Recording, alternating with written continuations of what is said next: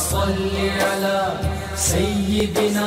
ومولانا محمد وعلى بسم اللہ الرحمن الرحیم۔ السلام علیکم ناظرین و سامعین کرام۔ پروگرام یاد الہی میں روزانہ عظیم ہستیوں کے تذکار پاک کیے جاتے ہیں اور اس کے ساتھ ساتھ کچھ ایسے موضوعات پر گفتگو ہوتی ہے جن سے آپ کو رہنمائی حاصل ہوتی ہے۔ آج بہت ہی عظیم ہستی جناب سیدنا امیر حمزہ رضی اللہ عنہ، جو سید الشہداء ہیں، اسد اللہ و اسد الرسول ہیں،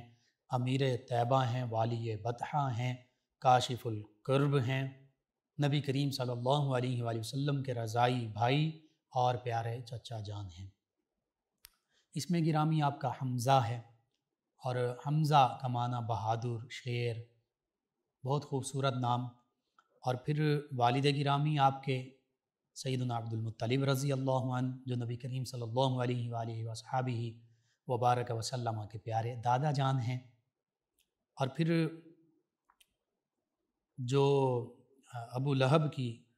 لونڈی اور کنیز ہیں ثویبہ رضی اللہ عنہ، یا جنہیں صوبیہ بھی کہتے ہیں، ان کا بھی آپ نے دودھ پیا۔ اور نبی کریم صلی اللہ علیہ وآلہ وسلم کے حوالے سے بھی ملتا ہے کہ نبی کریم صلی اللہ علیہ وآلہ وسلم نے بھی ان کا دودھ نوش فرمایا، تو اس لیے نبی کریم صلی اللہ علیہ وآلہ وسلم کے یہ رضائی بھائی بھی ٹھہرے۔ نبی کریم صلی اللہ علیہ وآلہ وسلم سے ظاہری عمر میں 2 یا 4 برس زیادہ ان کی عمر تھی، یعنی واقع فیل جو ہے اس سے 2 سال یا 4 سال پہلے آپ کی ولادت باسعادت ہوئی۔ اور سیدنا امیر حمزہ رضی اللہ عنہ قریشی ہیں، ہاشمی ہیں، بنو ابراہیم، بنو اسماعیل، بنو کنانہ میں سے ہیں، تو خاندانی شرف، عزت، نجابت، شرافت اسی طریقے سے آپ کو حاصل ہے جیسے نبی کریم صلی اللہ علیہ وآلہ وسلم کا خاصہ ہے، یعنی نبی کریم صلی اللہ علیہ وآلہ وسلم کے رضائی بھائی بھی ہیں اور پیارے چچا جان بھی ہیں۔ تو پھر قریش اور بنو اسماعیل کی شرافت، نجابت، یہ اللہ تعالیٰ نے شرف بھی آپ کو عطا فرمایا۔ اور پھر یہ ایسی عظیم ہستی ہیں کہ انہوں نے بھی ابتدا میں اسلام قبول کیا، بالخصوص جب بعثت نبوی، یعنی نبی کریم صلی اللہ علیہ وآلہ وسلم نے جب اظہار نبوت فرمایا تو اس کے 2 سال بعد ہی سیدنا امیر حمزہ رضی اللہ تعالیٰ عنہ نے اسلام قبول کیا۔ اسلام قبول کرنے کا واقعہ وہ بھی بہت عجیب ہے، اس پر بھی بات کریں گے۔ سیدنا امیر حمزہ رضی اللہ تعالیٰ عنہ، آپ کے جب ہم فضائل و مناقب کا ذکر کرتے ہیں تو بالخصوص قرآن مجید فرقان حمید میں سورہ آل عمران میں جو اللہ رب العزت فرماتا وَلَا تَحْسَبَنَّ اللَّهَ قُتِلُوا وَلَا تَحْسَبَنَّ الَّذِينَ قُتِلُوا فِي سَبِيلِ اللَّهِ أَمْوَاتًا بَلْ أَحْيَاءٌ عِندَ رَبِّهِمْ يُرْزَقُونَ، یہ آیت مبارکہ سورہ آل عمران کی آیت مبارکہ 169، وَلَا تَحْسَبَنَّ الَّذِينَ قُتِلُوا فِي سَبِيلِ اللَّهِ أَمْوَاتًا بل احیاء عند ربہم یرزقون۔ اللہ فرماتا ہے جو اللہ کی راہ میں شہید کر دیا جائیں انہیں مردہ مت گمان کرو۔ سورہ بقرہ میں فرمایا کہ انہیں مردہ مت کہو، وہاں مردہ کہنے سے منع فرمایا، یہاں پر انہیں مردہ گمان کرنے سے، ان کے بارے میں یہ خیال کرنے سے منع فرما دیا کہ تم اپنے خیال میں بھی یہ بات نہ لاؤ کہ معاذ اللہ جو شہداء ہیں، اللہ کی راہ میں شہید ہونے والے مردہ ہیں، بلکہ فرمایا بل احیاء عند ربہم، وہ تو اللہ کی اللہ کی بارگاہ میں زندہ بھی ہیں، اور یرزقون، وہ اللہ کی بارگاہ سے رزق بھی پاتے ہیں، اللہ کی نعمتیں بھی انہیں حاصل ہیں۔ تو یہ آیہ مبارکہ اگرچہ تمام شہداء کرام کے لیے ہے، لیکن بالخصوص اس آیہ مبارکہ میں مفسرین نے لکھا کہ یہ سیدنا امیر حمزہ رضی اللہ عنہ کی شہادت کے بارے میں نازل ہوئی، خاص طور پر آپ کے حوالے سے یہ آیت مبارکہ ہے۔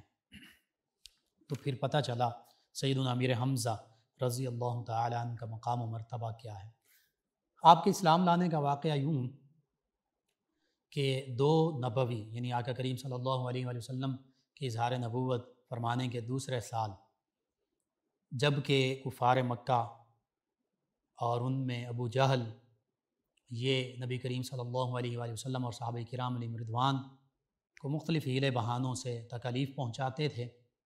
صحابہ کرام علیہم رضوان کو اذیتیں دیں، بعض اوقات مارا پیٹا، تکالیف پہنچائیں، زخمی کیا۔ اس میں سیدنا ابو بکر صدیق رضی اللہ عنہ بھی، اس میں سیدنا عثمان ذو النورین رضی اللہ عنہ بھی، اس میں سیدنا بلال حبشی رضی اللہ عنہ بھی، اس میں دیگر کبار صحابہ کرام اور والسابقون الاولون من المہاجرین، یہ صحابہ کرام علیہم رضوان بھی شامل۔ تو وہ نبی کریم صلی اللہ علیہ وآلہ وسلم کے ساتھ بھی بے ادبی کا مظاہرہ کیا کرتے، تکالیف پہنچایا کرتے۔ ایک موقع پر ابو جہل نے آقا کریم صلی اللہ علیہ وآلہ وسلم کے ساتھ یوں ہی ساری چیزوں کو بالائے طاق رکھتے ہوئے بے ادبی کا مظاہرہ کیا، آپ کو تکلیف پہنچائی۔ تو سیدنا امیر حمزہ رضی اللہ عنہ چونکہ شجاع تھے، بہادر تھے، ظاہر حسن و جمال بھی تھا، جسامت میں بھی بہت قوی تھے، یوں کہہ لیجئے ایک بڑے شجاع، بہادر اور پہلوان تھے۔ تو اکثر شکار کے لیے تشریف لے جایا کرتے تھے۔ اس دن بھی شکار کے لیے تشریف لے گئے ہوئے تھے۔ جب واپس تشریف لائے تو لوگوں نے آپ کو بتایا، کچھ خواتین نے بھی بتایا کہ حمزہ آپ کے بھتیجے محمد صلی اللہ علیہ وآلہ وسلم کے ساتھ ابو جہل نے بہت بدتمیزی کی ہے اور ان کو تکلیف پہنچائی ہے اور غالباً ان کو زخمی بھی کیا ہے۔ جب سیدنا امیر حمزہ رضی اللہ عنہ نے یہ سنا تو پھر بپھرے ہوئے شیر کی طرح وہاں پہنچے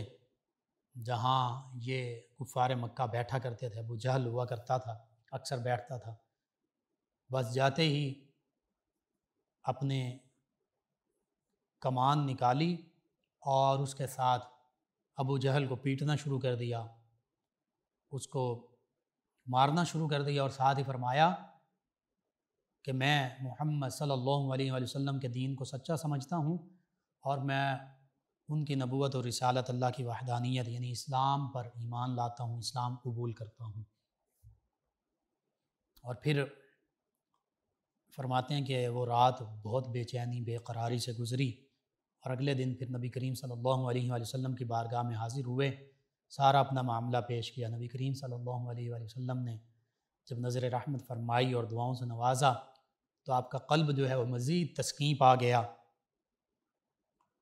اور پھر آپ کا دل اسلام کی حقانیت پر ثابت قدمی آپ کے دل کو حاصل ہوئی۔ اور پھر اللہ رب العزت نے اس حوالے سے بھی مفسرین نے لکھا کہ آپ کے لیے فرمایا، اگرچہ یہ تمام مومنین کے لیے، تمام صحابہ کرام علیہم رضوان کے لیے، اللہ فرماتا ہے آفمن شرح اللہ صدرہ للاسلام فہو علی نور من ربہ، فرمایا تو کیا وہ جس کا سینہ اللہ نے اسلام کے لیے کھول دیا تو وہ اپنے رب کی طرف سے نور پر ہے۔ صاحب روح البیان، تفسیر روح البیان میں لکھتے ہیں کہ یہ آیت کریمہ خاص طور پر سیدنا امیر حمزہ رضی اللہ عنہ اور سیدنا علی المرتضیٰ کرم اللہ وجہہ الکریم کی شان میں نازل ہوئی۔ اسی طرح دیگر مفسرین نے سیدنا ابو بکر، سیدنا عمر رضی اللہ عنہما، ان کا بھی ذکر فرمایا، تو پتہ چلا اللہ رب العزت کی جانب سے جس کا سینہ اللہ تعالیٰ اسلام کے لیے کھول دیتا ہے، پھر اللہ رب العزت اسے نور عطا فرما دیتا ہے۔ ربنا اتمم لنا نورنا واغفر لنا، کہ جس کے بارے میں پھر ایمان والے اس دنیا میں بھی اور بالخصوص آخرت میں بھی دعا کریں گے، اے اللہ ہمارے لیے ہمارے نور کو مکمل فرما دے۔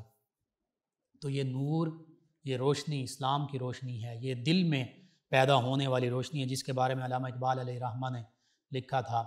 کہا تھا کہ دل بینا بکر خدا سے طلب، کہ آنکھ کا نور دل کا نور نہیں، کہ آنکھ تو تمہاری بینا ہے، بظاہر ظاہری چیزیں دیکھتی ہے، لیکن اللہ سے ایسا دل مانگو جو حقیقت میں ایسی بصیرت کا حامل ہو کہ وہ حق اور باطل کے درمیان فرق کر سکے، ہر چیز دیکھ سکے، ہر معاملہ دیکھ سکے، کہ آنکھ کا نور دل کا نور نہیں۔ اگر آنکھ کا نور ہے تو یہ دل کا نور نہیں ہے۔ لوگوں کے پاس آنکھ کا نور ہوتا ہے، لیکن جب دل کا نور نہیں ہوتا تو پھر حق اور باطل کے درمیان وہ فرق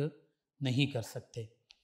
تو یوں سیدنا امیر حمزہ رضی اللہ عنہ کی شان میں یہ آیات بینات، اور پھر وہ آیت مبارکہ بھی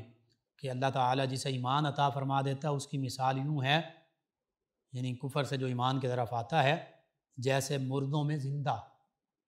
تو یہ بھی سیدنا امیر حمزہ رضی اللہ عنہ کی شان میں آیت مبارکہ نازل ہوئی بالخصوص۔ اگرچہ یہ تمام ایمان والوں کے لیے، تمام صحابہ کرام علیہم الرضوان کے لیے مجدہ جاں فضا ہے، لیکن بالخصوص سیدنا امیر حمزہ رضی اللہ تعالی عنہ کے لیے یہ آیت مبارکہ ہے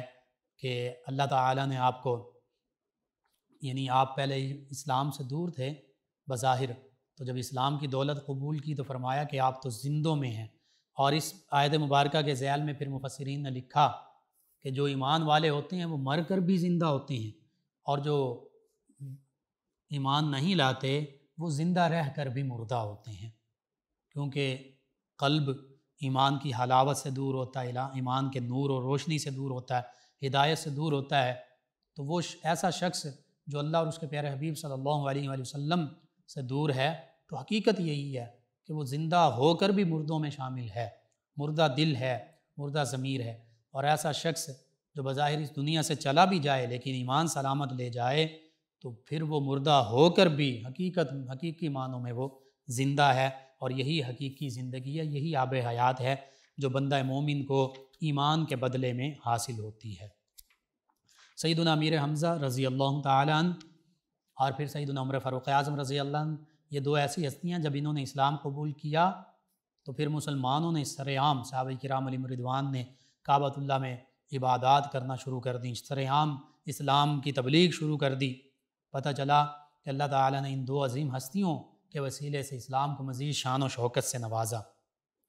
اور سیدنا امیر حمزہ رضی اللہ تعالیٰ عنہ سے تمام کفار مکہ ڈرتے تھے، آپ کا سامنا کرنے کی جرأت نہیں رکھتے تھے، حتیٰ کہ جب ابو جہل کو آپ نے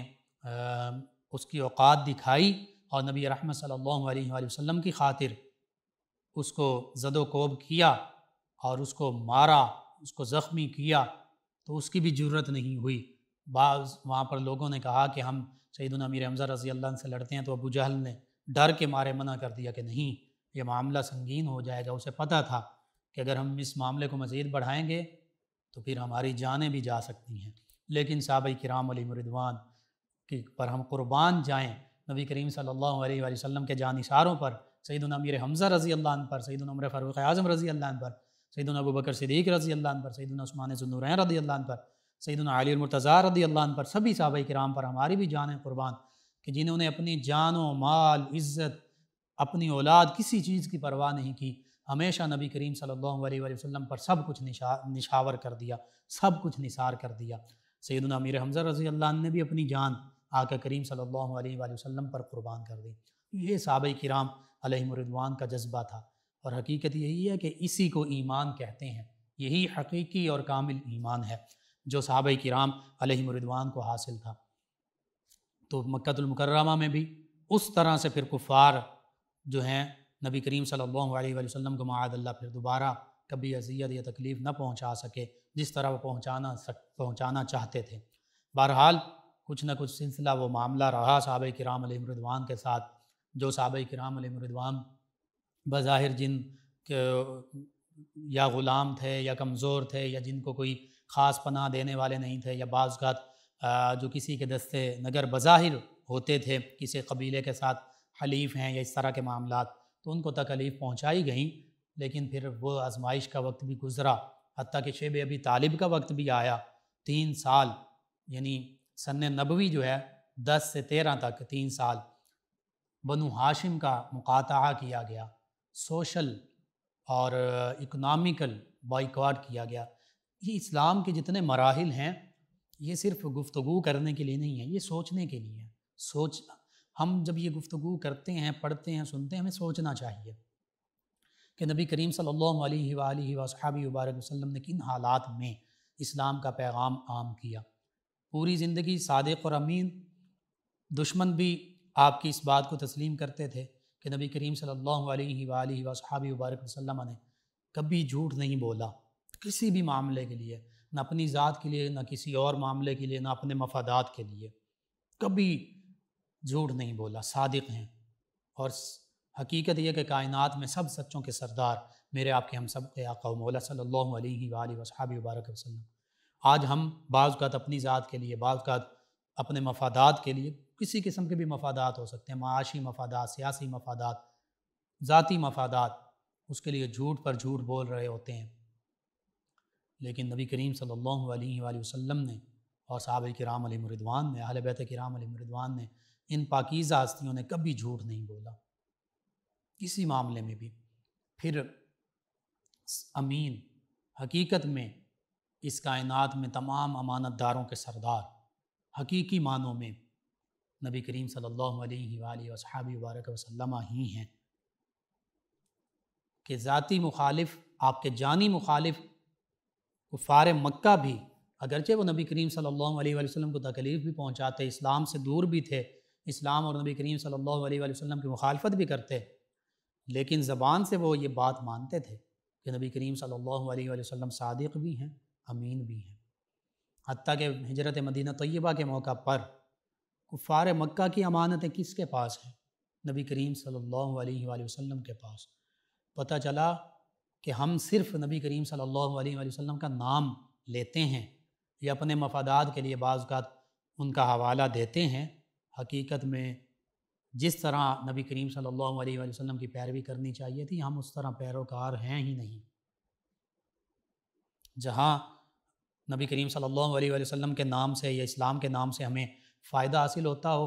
وہاں ہم اپنی ذات کے لیے، اپنے مفادات کے لیے اسلام کا نام بھی لیتے ہیں، نبی کریم صلی اللہ علیہ وآلہ وسلم کا نام بھی لیتے ہیں، لیکن حقیقت میں ہم اسلام کی تعلیمات سے کوسوں دور ہیں۔ جہاں ہمیں اسلام کی تعلیمات اپنانی ہوتی ہیں، نبی کریم صلی اللہ علیہ وآلہ وسلم کا اسوہ اپنانا ہوتا ہے، ذاتی طور پر، اجتماعی طور پر، معاشی طور پر، سیاسی طور پر، عسکری طور پر، اسلامی ممالک کے طور پر، بتائیے کہاں اسلام کی تعلیمات حقیقی معنوں میں مکمل طور پر نافذ ہیں؟ کہیں نہیں۔ اسلام کے مخالف معاملات ہیں وہ ممالک بھی جو بظاہر کہتے ہیں ہم اسلام اور اسلامی قوانین کو اپنانے والے ہیں، یا اسلامی جمہوریاں یا فلاں ہیں، یا اسلام کا نام لینے والے، ان ممالک میں بھی مندر بن رہے ہیں، ان ممالک میں بھی شراب نوشی کے اڈے ہیں، ان ممالک میں بھی سنیماز ہیں، ان ممالک کی معیشتیں بھی یورپ اور امریکہ IMF کے حوالے سے سودی معیشتیں ہیں۔ پاکستان کی سب سے پہلے بات کر لیجئے، چاہے ہمارے حکمران ہر قسم کے جتنے مرضی دعوے کرتے رہیں، لیکن کیا ہمارے ملک پاکستان کا معاشی نظام اسلام کے مطابق ہے؟ ہرگز نہیں، سودی نظام ہے۔ دعوے ہم جو مرضی کر لیں کہ ہم بڑے اسلام کے ماننے والے ہیں، نبی کریم صلی اللہ علیہ وآلہ وسلم سے محبت کرنے والے ہیں، کوئی بھی، یا ریاست مدینہ استوار کرنے والے ہیں، حقیقی معنوں میں بالکل اسلام کے مخالف معاملات ہیں۔ لیکن ان عظیم ہستیوں کو جب ہم دیکھتے ہیں تو ہمیں پتہ چلتا ہے کہ ان ہستیوں نے اپنا سب کچھ، تن من دھن، جان مال اولاد، سب کچھ اللہ اور اللہ کے پیارے حبیب صلی اللہ علیہ وآلہ وسلم کی خاطر، اسلام کی خاطر، مسلمانوں کے دفاع کی خاطر قربان کر دی۔ سیدنا امیر حمزہ رضی اللہ عنہ، سوشل بائیکاٹ ہوا۔ اب اس میں بھی ہمارے لیے سبق ہے کہ اگر کوئی ہمارا دشمن ہے اور وہ ہمارا معاشی اور معاشرتی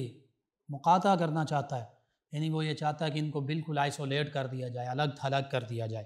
آج تو ہم ڈرتے ہیں نا، مسلمان اتنے قدرتی وسائل اور سارے معاملات ہونے کے باوجود کہ پتہ نہیں ہم سودی معاملے سے دور ہوں گے یا فلاں سے دور ہو جائیں گے تو ہماری معیشت ختم ہو جائے گی، ہم کیسے کریں گے؟ فرانس کے ساتھ ہم معاملات ختم نہیں کر سکتے، امریکہ کے ساتھ IMF کے ساتھ ہم معاملات ختم نہیں کر سکتے، سودی معاملات ختم نہیں کر سکتے، ڈرتے ہیں ہم۔ اللہ اور اللہ کے حبیب صلی اللہ علیہ وآلہ وسلم کے احکامات پر عمل پیرا ہونے سے ڈرتے ہیں، لیکن قربان جائیں نبی کریم صلی اللہ علیہ وآلہ وسلم کی ذات بابرکات پر، صحابہ کرام علیہم رضوان کی ذوات مبارکہ پر، اہل بیت کرام علیہم رضوان کی ذوات مبارکہ پر 3 سال تک شیب ابی طالب میں سوشل اور اکنامیکل بائیکاٹ ہوا۔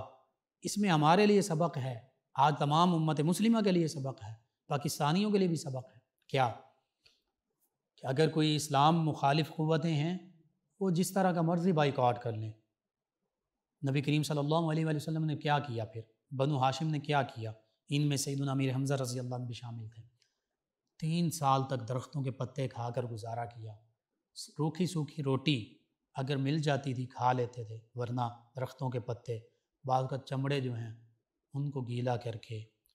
اور اس طرح اس میں بچے بھی شامل تھے، اس میں خواتین بھی شامل تھیں۔ سیدہ فاطمہ الزہرا رضی اللہ عنہ کم سنی کے عالم میں، سیدہ ام کلثوم رضی اللہ عنہ کم سنی، کم عمر ہیں، اسی طرح دیگر صحابہ کرام علیہم رضوان، ان کی ازواج، ان کی بیویاں، ان کے بچے، سیدنا امیر حمزہ رضی اللہ عنہ، آپ کا خاندان، تو 3 سال تک یہ صرف کہنا بہت آسان ہے، آپ تصور کیجئے 3 مہینے کسی کو بھوکا رکھا جائے، آپ 3 ہفتوں کی بات کر لیجئے، 3 دنوں کی بات کر لیجئے، کوئی رہ سکتا ہے بھوکا؟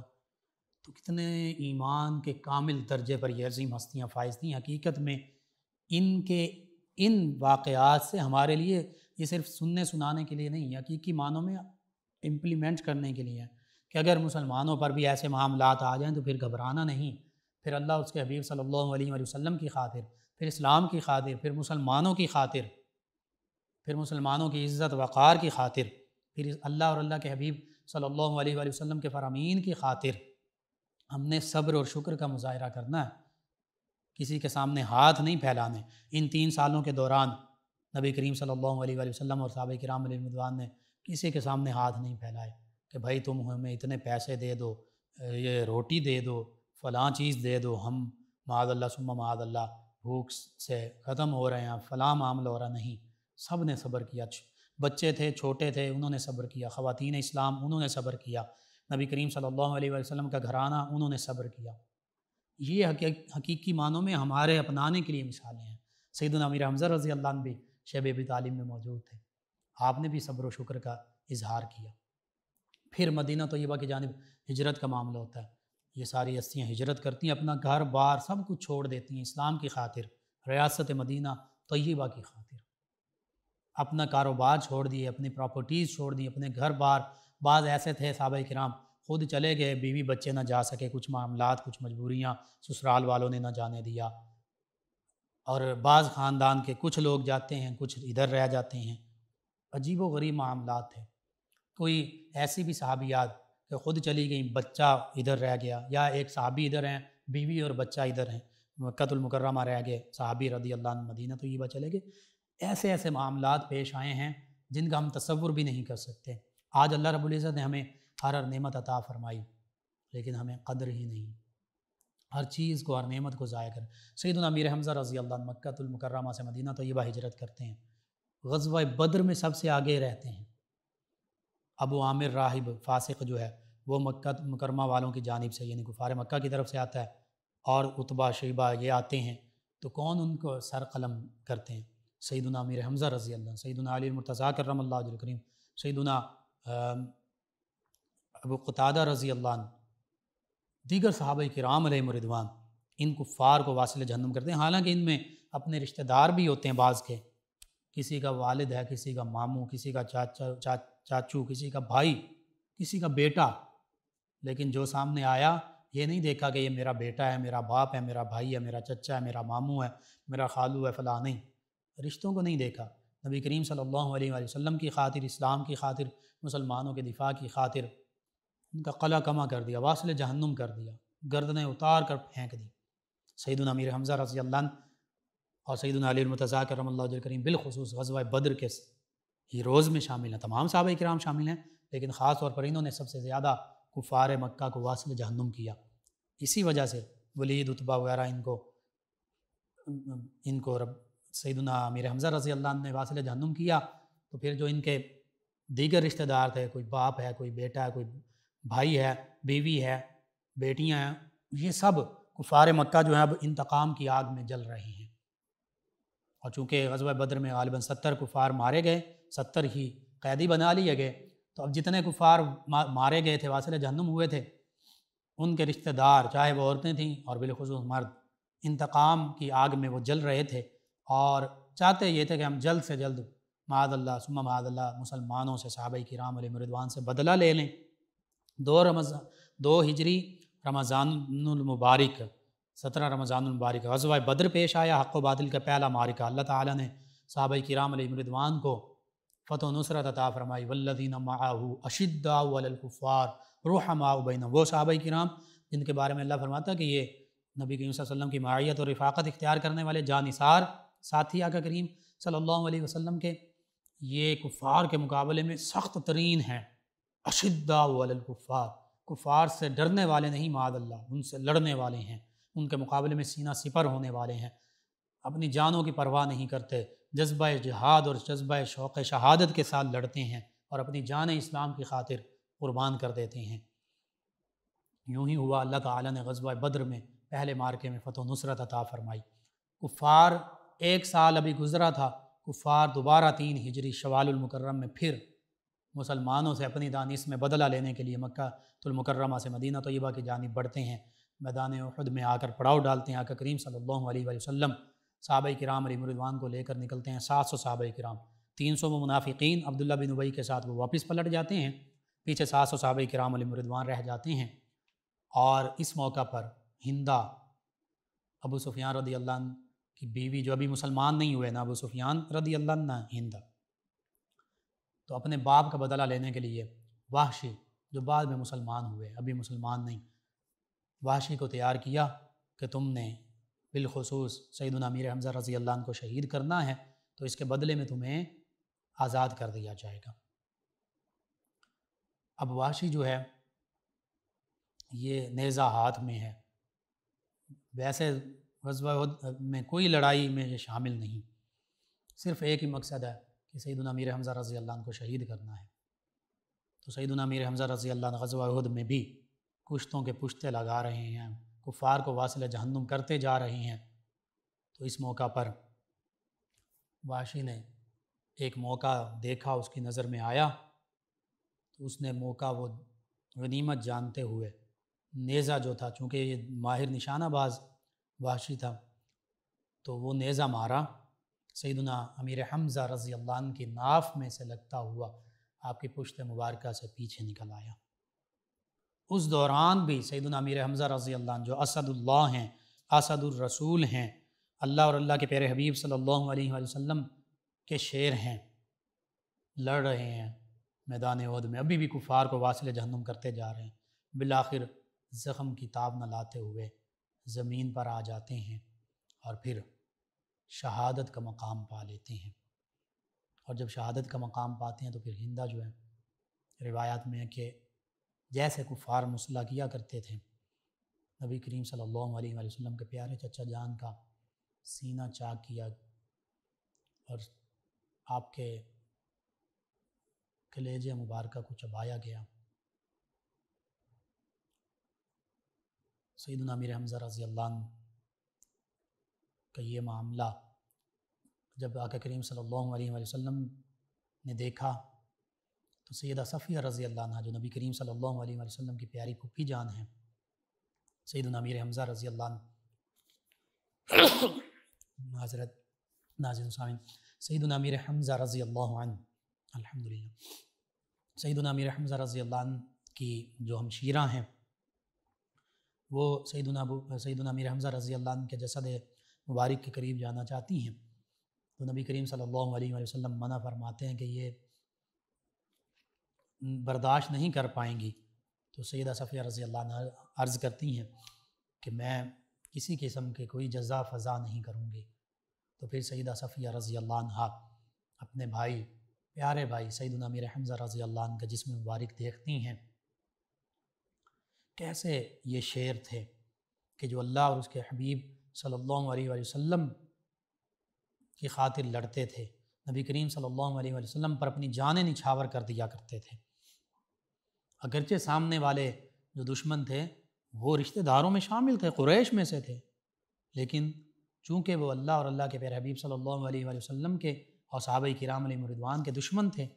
اسلام کے دشمن تھے، اس لیے وہ رشتہ ناطے ان کے ساتھ کوئی معنی نہیں رکھتے تھے۔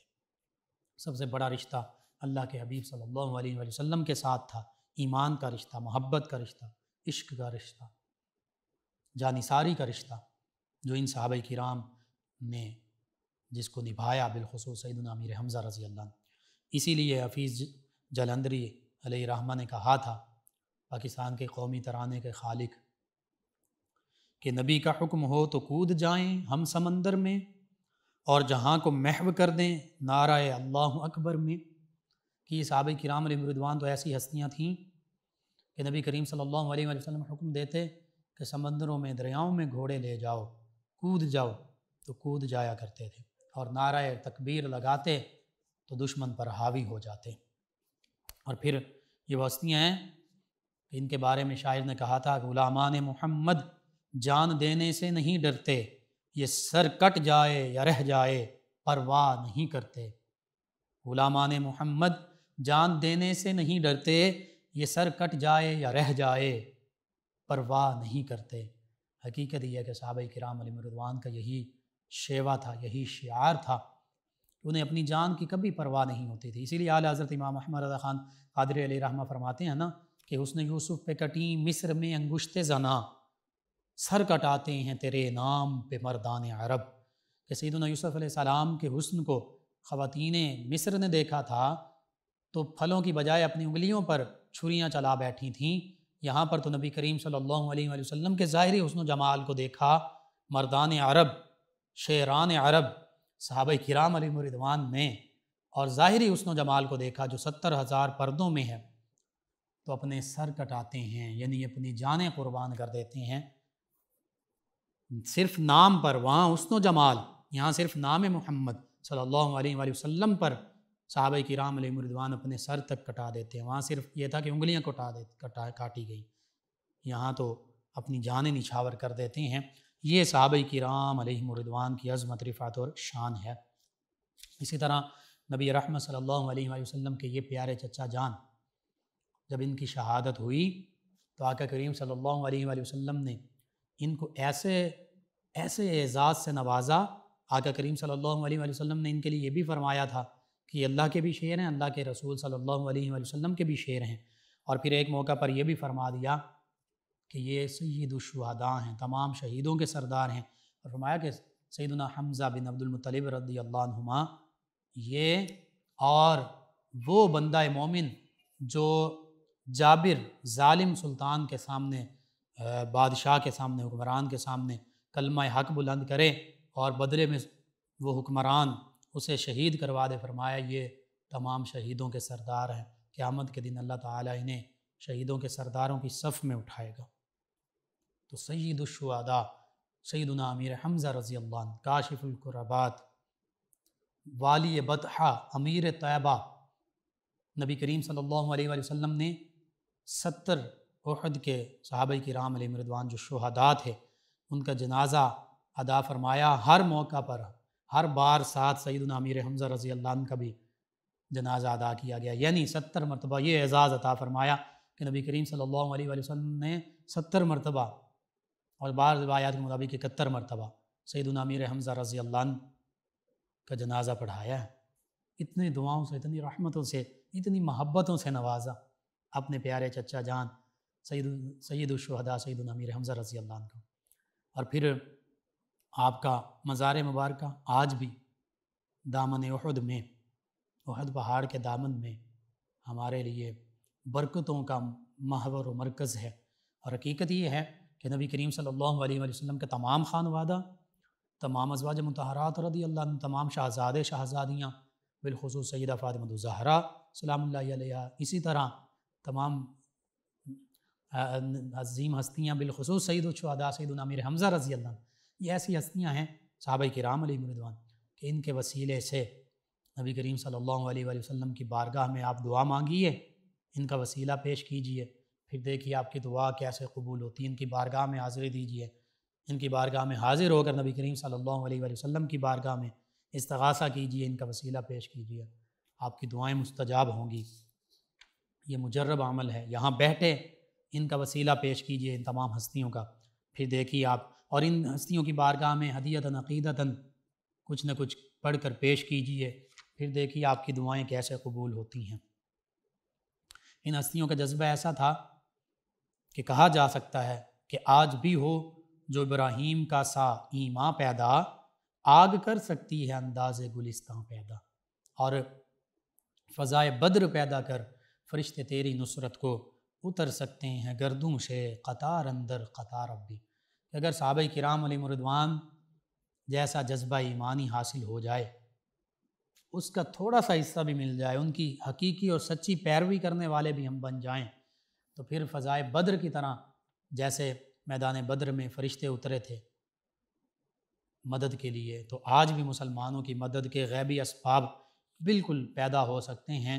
اگر مسلمان حقیقی معنوں میں اللہ اور اس کے پیارے حبیب صلی اللہ علیہ وآلہ وصحابہ وبارک وسلم کے پیروکار سچے معنوں میں بن جائیں، اسلام کی حقیقی تعلیمات پر ایمان لانے والے اور حقیقی تعلیمات پر چلنے والے بن جائیں، تو پھر دیکھیے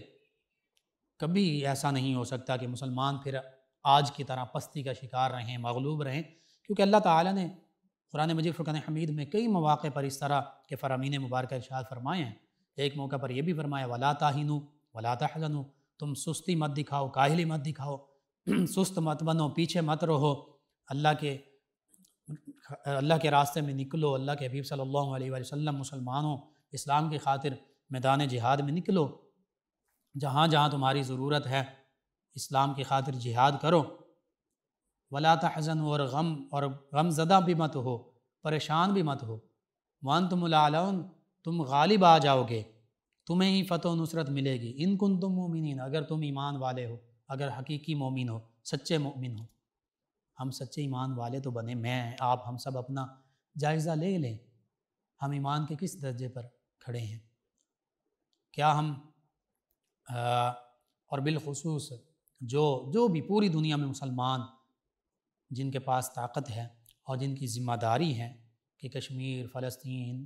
شام، عراق، دیگر ممالک کے مسلمانوں کی وہ حقیقی عملی معنوں میں مدد کر سکیں، تو ہم دیکھیں کیا ہم حقیقی معنوں میں اس جذبے سے معمور ہیں؟ کیا ہمارا جذبہ سیدنا امیر حمزہ رضی اللہ عنہ کی طرح ہے کہ صرف اسلام کی خاطر، اپنے ذاتی مفادات اور معاملات کی خاطر نہیں، صرف اور صرف اسلام اور مسلمانوں کی خاطر، صرف اللہ کے حکم پر عمل پیرا ہونے کی خاطر کیا ہم ان مسلمانوں اور کی مدد کر رہے ہیں، کر سکتے ہیں؟ ہمیں دیکھنا چاہیے ہم ایمان کے کس درجے پر فائز ہیں۔ کیا ہم صرف اسلام کو اپنے مفادات کے لیے استعمال کرتے ہیں؟ کیا ہم اسلام کا نام صرف اپنے فائدے کے لیے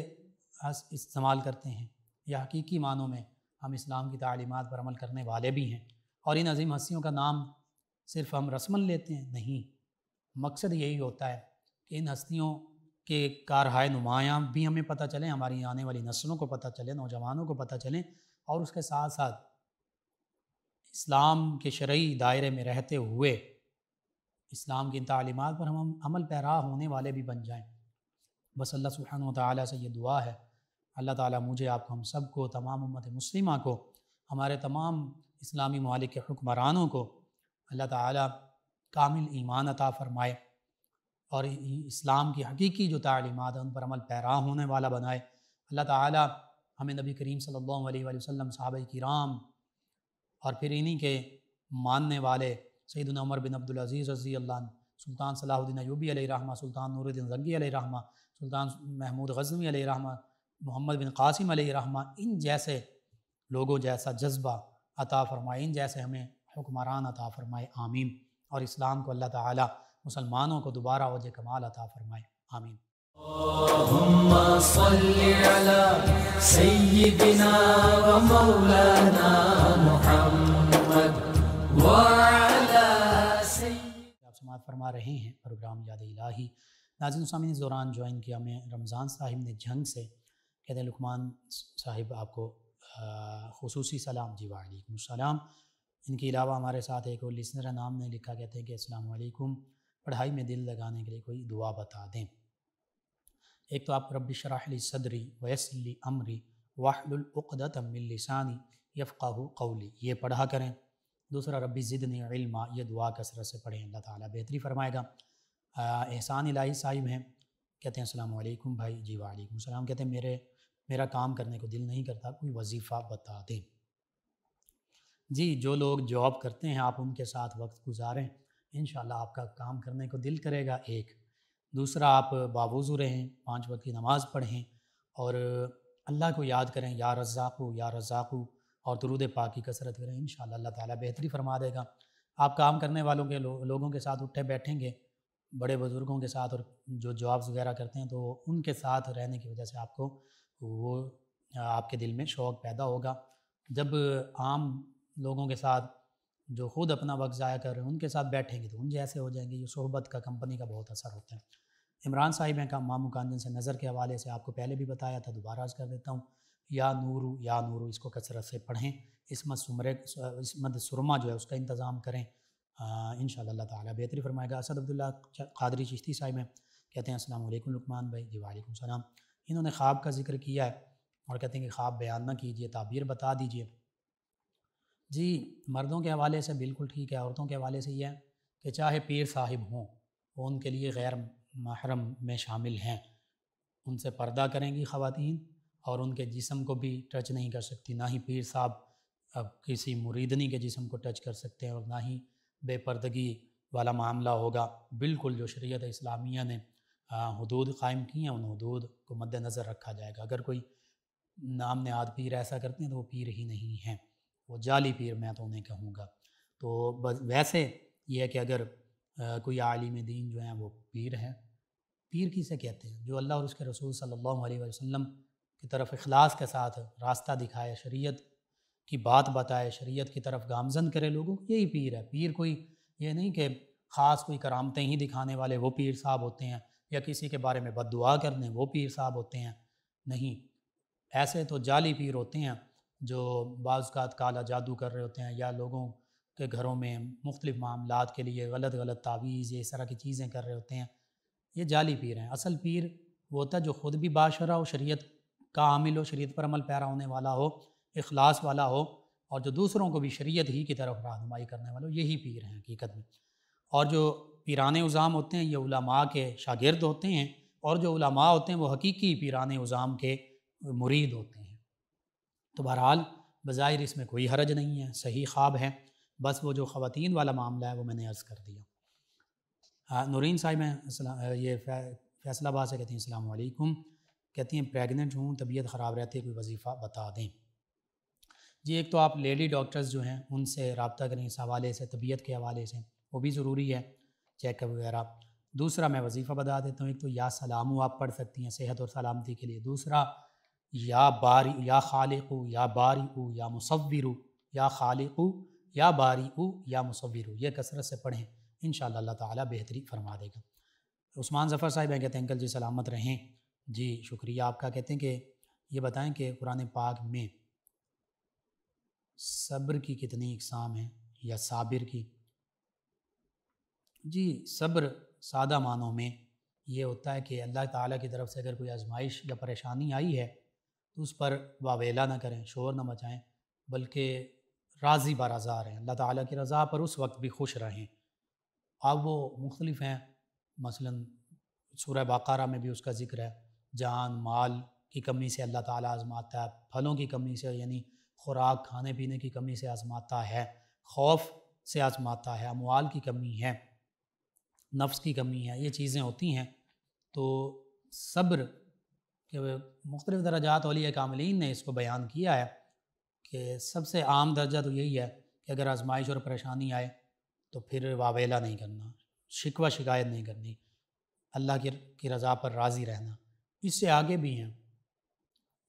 اولیاء اللہ کے مقامات کہ ان کی اولاد بھی چلی گئی، بعض اوقات بڑے بڑے عجیب معاملات ہوئے، شہدائے کربلا کو دیکھ لیجئے، لیکن جزا فضا نہیں کی، شور نہیں مچایا، ہر معاملے میں صبر کا اظہار کیا، اللہ کی رضا پر راضی رہے۔ تو بہرحال مختصراً میں نے عرض کر دیا۔ ایک اور لسنر نے وسوسے کے حوالے سے وظیفہ پوچھا ہے، ایک تو باوضو رہنا، دوسرا یا حی یا قیوم برحمتک استغیث، اس کو کثرت سے پڑھیں اور استغفار کی کثرت کریں، استغفر اللہ ربی من کل ذنب واتوب الیہ، انشاءاللہ اللہ تعالیٰ بہتری فرما دے گا۔ نور العین صاحبہ ہیں، کہتی ہیں السلام علیکم، کیسے ہیں بھائی؟ جی وعلیکم السلام، الحمدللہ۔ کہتی ہیں آپ کا پروگرام بہت اچھا ہے، اور خواب میں مردے کو زندہ دیکھنا اور بڑے درخت دیکھنا اور نیچے سے ان کی شاخیں توڑنا کیسے؟ جی درخت دیکھنا برکت کا عمل ہے، کوئی اس میں حرج نہیں، مردہ کا زندہ دیکھنا اس کی بہتری کی دلیل ہے۔ اسی طرح امرود کا درخت آپ نے کہا کہ دیکھا، تو امرود کے درخت سے عام طور پر اجمی آدمی مراد ہوتا ہے، بہرحال مجموعی طور پر پریشان ہونے کی ضرورت نہیں ہے، اچھا آپ کا خواب ہے، اللہ تعالیٰ بہتری فرما دے گا۔ صدقہ خیرات کا انتظام ویسے بھی کرنا چاہیے، ان معاملات میں بھی کرنا چاہیے۔ ارشد صاحب ہیں سانگلہ ہل سے، کہتے ہیں کہ میرے والدین ہیں، اگر میں ان کے پاؤں چومتا ہوں تو کیا یہ شرک میں تو نہیں آتا؟ نہیں جی، کسی طرح بھی شرک میں نہیں ہے، معاذ اللہ ثم معاذ اللہ، اللہ تو جسم سے پاک ہے، کہ اللہ کے بھی کوئی پاؤں چومتا ہے تو بالکل شرک میں نہیں ہے، یہ تعظیم ہے والدین کی، ان کے ہاتھ بھی چومے جا سکتے ہیں، پاؤں بھی چومے جا سکتے ہیں، اور اللہ تعالیٰ اس کا اجر عطا فرمانے والا ہے۔ اس کے علاوہ ہمیں جوائن کیا ہے عائشہ صاحبہ فیصل آباد سے، کہتے ہیں پڑھائی میں دل لگنے کا وظیفہ اور سبق یاد کرنے کا۔ 2 وظیفے میں نے پہلے عرض کیے ہیں، ربی زدنی علما دعا کے طور پر، اور رب اشرح لی صدری ویسر لی امری واحلل عقدۃ من لسانی یفقہوا قولی۔ اس کے ساتھ ساتھ ہر فرض نماز کے بعد 11 مرتبہ دایاں ہاتھ سر کے دائیں جانب رکھ کر یا قویو یا قویو یا قویو یہ پڑھیے، اور انشاءاللہ اللہ تعالیٰ حافظہ قوی فرما دے گا۔ آج مجھے سبق یاد کرنے کا بیسٹ وقت کون سا ہے؟ جی جب بالکل شور نہ ہو، سکون ہو، ذہن باقی چیزوں سے خالی ہو، اس میں خاص طور پر وہ تہجد کا وقت بھی ہو سکتا ہے، وہ فجر کی نماز کے بعد آپ تلاوت بھی کیجئے، اس کے بعد پھر اپنا سبق بھی یاد کر لیجئے۔ یہ 2 اوقات بالخصوص، اور رات میں بھی عشاء سے پہلے بہتر یہی ہے، عشاء سے پہلے، کیونکہ عشاء کے بعد زیادہ بہتر یہ ہوتا ہے کہ جتنا جلدی سو لیا جائے، لیکن اگر تھوڑے سے وقت کے لیے آپ سبق یاد کرنا چاہتی ہیں تو کر بھی سکتی ہیں۔ تو یہ چند ایک اوقات ہیں جب بالکل سکون ہو، شور نہ ہو، ذہن دیگر سوچوں سے خالی ہو۔ ان کے علاوہ شہباز صاحب میں کہتے ہیں السلام علیکم بھائی۔ جی وعلیکم السلام۔ کہتے ہیں how are you? I am okay, I am fine. کہتے ہیں programme is very nice, thank you very much. کہتے ہیں کہ you may live long, you may also live long. تمام آپ کو بھی، دیگر تمام ویورز اور لسنرز کے لیے بھی یہی دعائیں۔ اللہ تعالیٰ آپ سب کو سلامت رکھے، دین و دنیا آخرت کی بھلائیاں عطا فرمائے۔ ناظرین سامعین، پروگرام یاد الہی کا وقت ختم ہو جاتا ہے۔ انشاءاللہ کل صبح دوبارہ آپ سے ملاقات ہوگی پروگرام یاد الہی میں۔ اپنے میزبان محمد لقمان رضا اور ہماری ٹیم کو اجازت دیجیے۔ اللہ نگہبان۔ اللہم صل علی سیدنا و مولانا